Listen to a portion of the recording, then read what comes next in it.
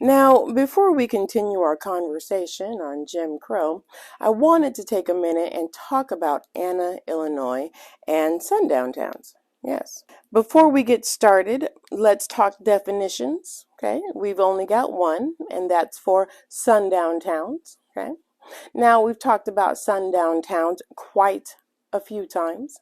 Sundown towns bar black people from town after dark.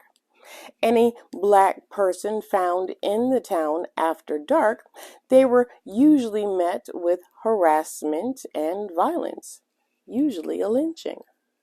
Most towns usually had a sign at the city limits that said something like, inward, don't let the sun go down on you in insert name of city. Okay. Now, Anna had a sign like this on Highway 127 as recently as the 1970s because Anna, Illinois was a sundown town. Yes. Anna, Illinois was named after the daughter of the founder of the town. And in about 1907, 1909, they gained an acronym. And that acronym was Ain't No Inward Allowed. And this came after the lynching of Will James in neighboring city Cairo, Illinois. We'll get there. But first, Anna, like most towns in Illinois during this time, they were horribly racist. Yeah.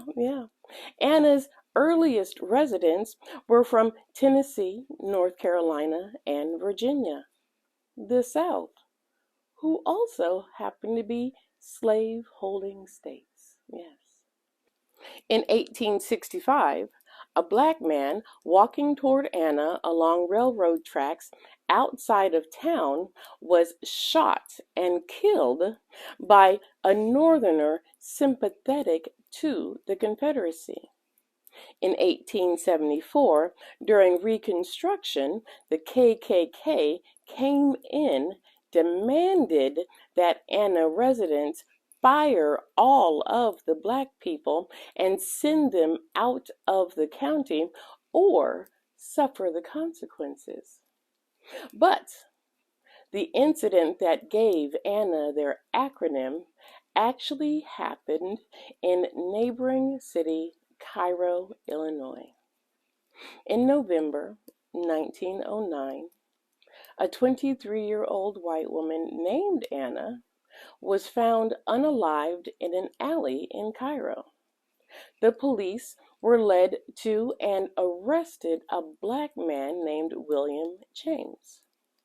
Less than 72 hours after his arrest, without a trial, white residents took the law into their own hands. Surprise, surprise.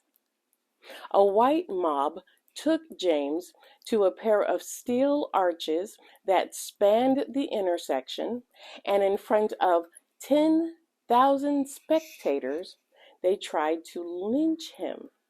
However, the rope broke. So instead, they shot him repeatedly.